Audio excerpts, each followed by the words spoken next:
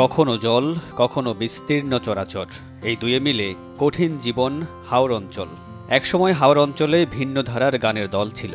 দলের অন্য সদস্যদের সঙ্গে গানের তালে তালে নাচত 10-12 বছরের শিশু কিশোররা। হাতে চুড়ি, নখে নেলপলিশ, পায়ে ঘুঙুর আর ঠোঁটে লিপস্টিক দিয়ে সেই কিশোরকে সাজানো হতো মেয়েদের মতো করে।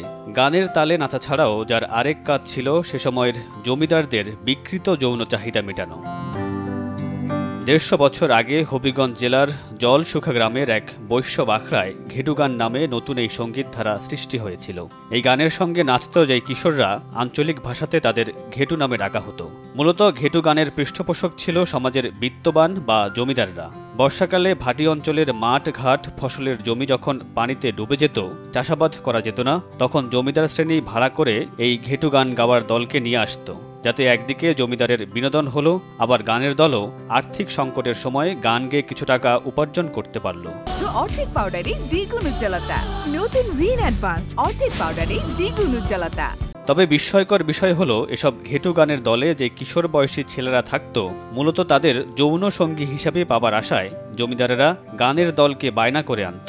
এ কারণে জমিদারের স্ত্রীরা এমন কিশোরদের অর্থাৎ ঘেটু দলের ছেলেদেরকে নিজেদের সতীনের মতো ভাবত। ঘেটু নামের এই সঙ্গীত প্রচলিত সুরে কীর্তন করা হলেও এই গানে উচ্চাঙ্গ সঙ্গীতের প্রভাব বেশ লক্ষণীয় ছিল।